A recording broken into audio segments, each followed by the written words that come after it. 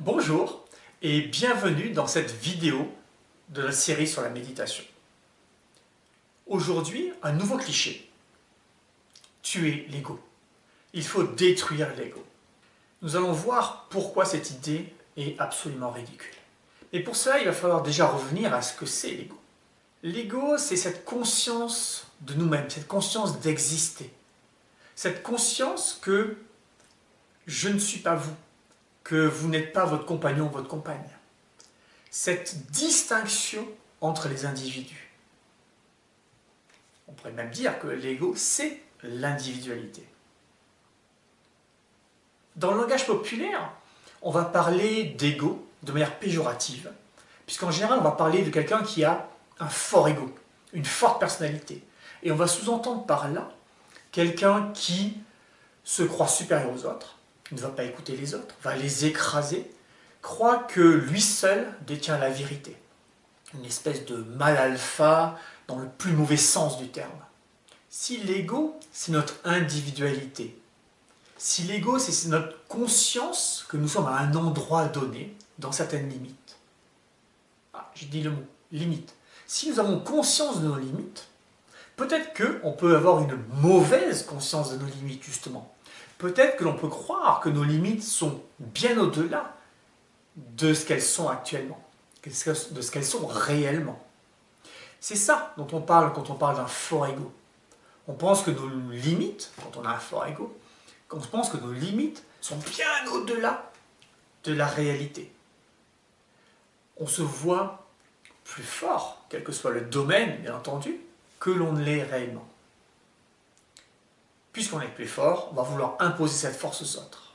Maintenant, est-ce que cette notion de limite est négative? Bien sûr que non. On a des limites au niveau du corps. Mon corps s'étend dans l'espace jusqu'à un certain degré. Et j'ai besoin d'avoir cette conscience-là. J'ai besoin de savoir que le fauteuil sur lequel je suis assis, ce n'est pas moi.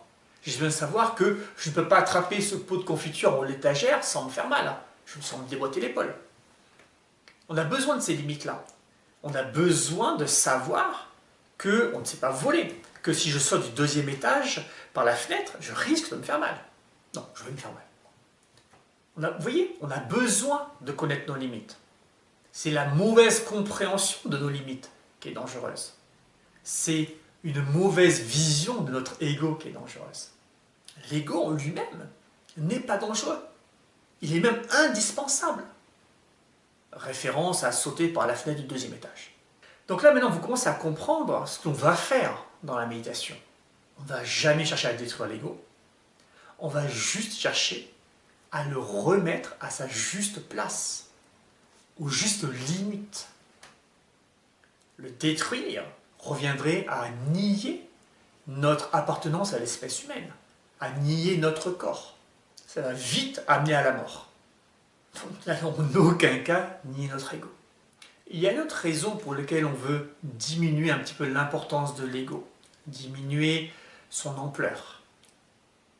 Si l'ego, c'est cette individualité, cette distinction que nous allons faire entre nous et le monde matériel, entre nous et l'autre, nous savons aussi que des choses nous rapprochent. Nous savons aussi qu'un autre être humain est comme nous. Nous savons aussi qu'il y a autant de différences entre les gens qu'il y a de points communs, de similitudes. Nous fonctionnons tous de la même manière, même si nous sommes différents physiquement. Il peut y avoir des blonds, des bruns, des roux, des verts, mais on est tous des humains.